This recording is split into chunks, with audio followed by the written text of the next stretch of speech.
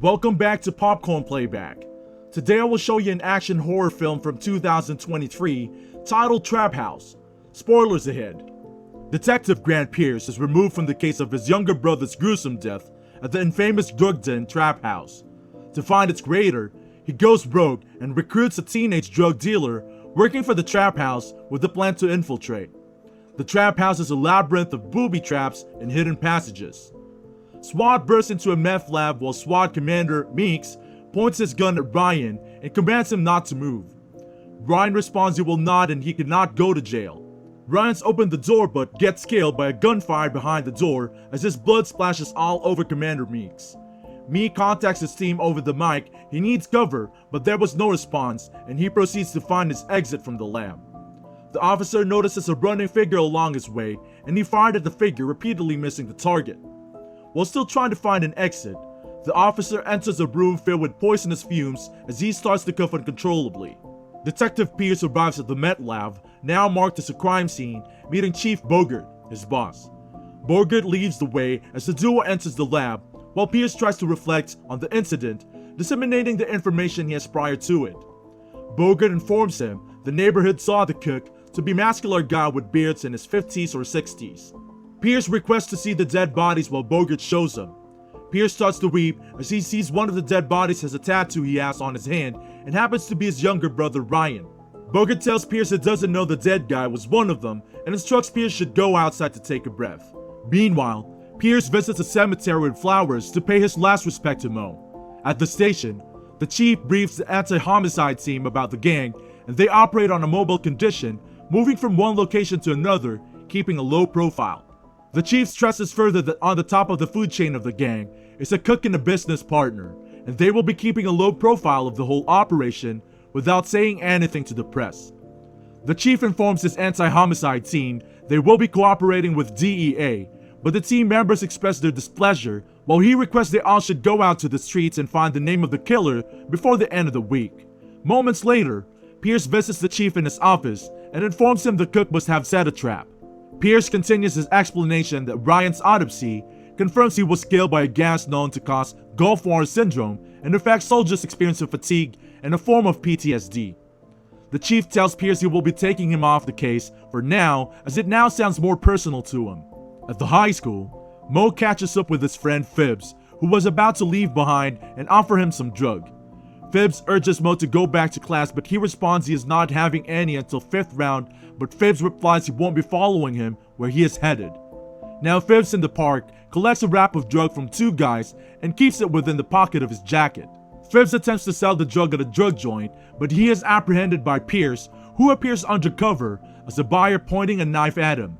Pierce forcefully questions Phibbs if he knows about Ryan Pierce, and he responds terrified he doesn't know. Pierce tries to drill Phibbs with questions into confession, but two men appear asking if he has a problem with Phibbs. Phibbs tells the men to get Pierce off him, leading to them attacking Pierce and getting into a fight with him. Pierce overpowers them and runs to his heel as Phibbs heads back to the high school premises hurriedly.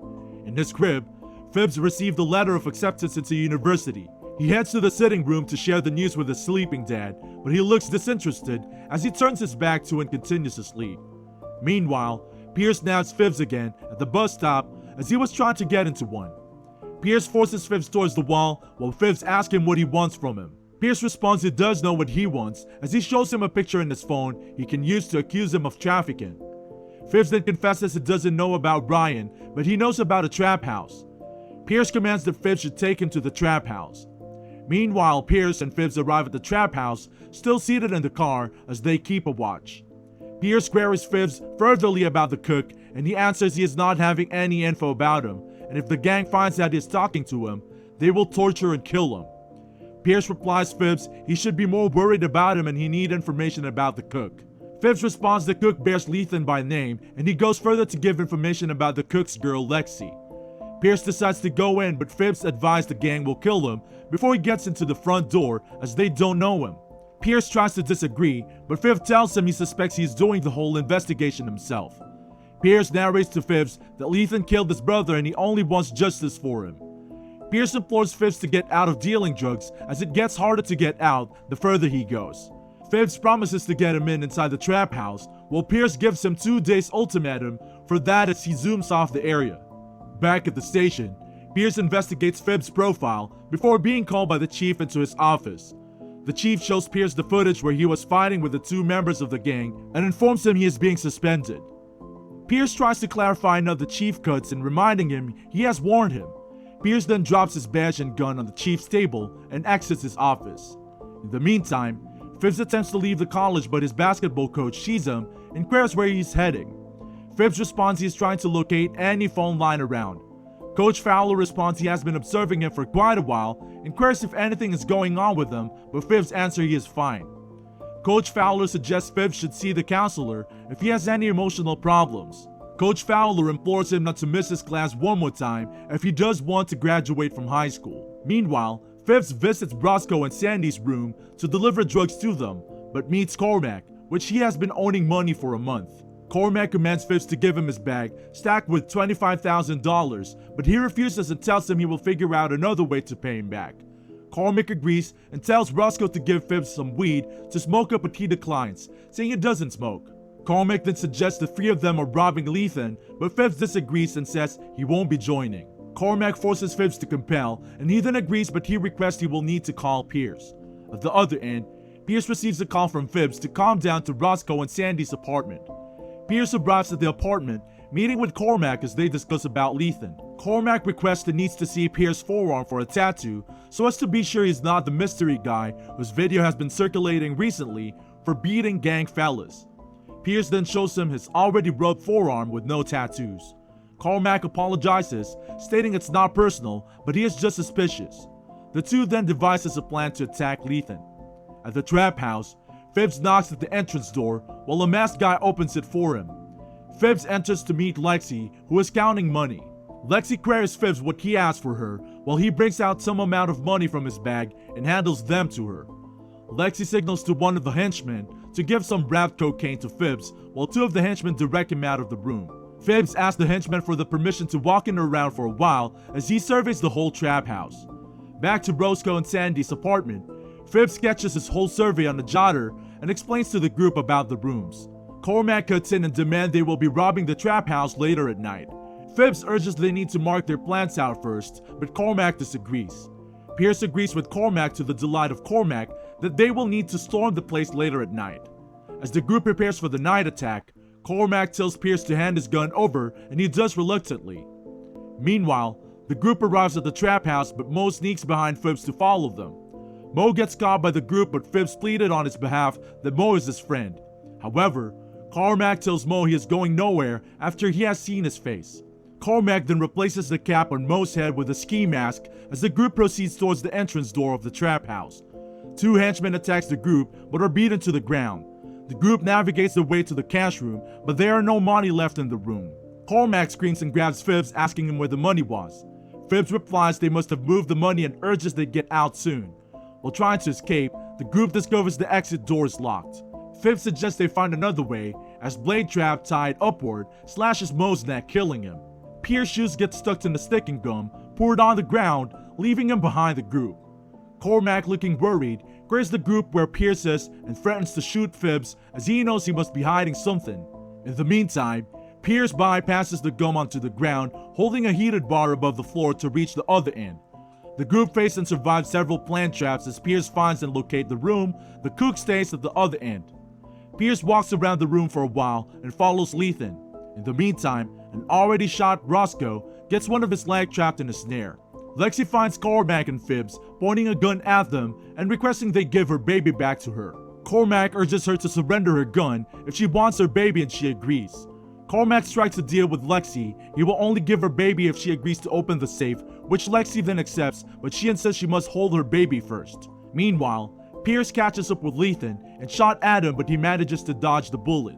A few seconds later, Lethan rushes into Pierce and the 2 begins to fight. On their way to the safe, Lexi distracts Cormac and Phibbs to unleash a gas with her leg to Cormac's face, but Cormac manages to survive. On the other end, Pierce overpowers Lethan and starts to fire his gun at him, but Lethan escapes as he tries to fire his last shot, kicking Pierce off his feet. Lexi brings an alarm in the house about intruders, calling out the rest of the trap house junkies to attack the intruders. Cormac and Phibbs gets into a fight, but Pierce stops Cormac as he tries to kill Phibbs. Cormac tells Pierce he already knew he is a cop, and he informs him Phibbs is responsible for his younger brother's demise. Pierce turns to Phibbs and asks if Cormac is right. Phibbs apologizes, he is sorry, and was afraid to tell him because he would have killed him. Phibbs urges they will need to leave the trap house as Lexi has unleashed the junkies on them. Meanwhile, Cormac gets into the safe room as while running for his life to meet Lexi again in the room. Cormac points a gun and commands Lexi to open the safe. Lexi tells him she lied and no money is in the safe but a back corner of the room. Cormac goes to the place and glances the money, but he still requests Lexi must open the safe. But a knife spins out into Lexi's eyeballs as the empty safe was opening. Cormac goes ahead to pack all the money into a bag and heads out, but comes across Pierce and Phibbs on his way. Cormac offers them a few amount, but the two declined. Cormac and Pierce gets into a fight as Phibbs runs to rescue Lexi's baby. Pierce activates a trap sling, causing a metallic blade to fall on Cormac, who was about to overpower him, killing him. Pierce and Phibbs meets with Phibbs holding the baby. Pierce glances at the baby and tells Phibbs the baby has Ryan's eyes. Pierce then instructs Phibbs to get out of the trap house and take the baby to somewhere safe. Meanwhile, Lethan finds Lexi lying lifeless on the ground and starts to sob. Phibbs with the baby hides behind the tank as he notices Lethan was advancing towards him.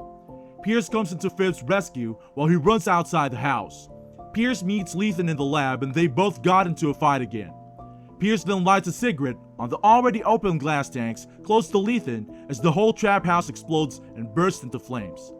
Phibbs heads to the hospital and drops the baby at the entrance while he walks away. Two medical attendants notices the baby and picks him up.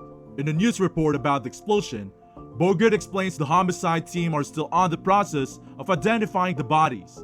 A journalist furtherly queries Bogart's sources as it Pierce was among the casualties, but Miller answers his involvement was unsanctioned as he was already suspended a morning before the explosion. Pierce appears at Bogart's door and signals they need to talk. The movie ends. Okay, that's all the recap for Trap House. Thank you for watching.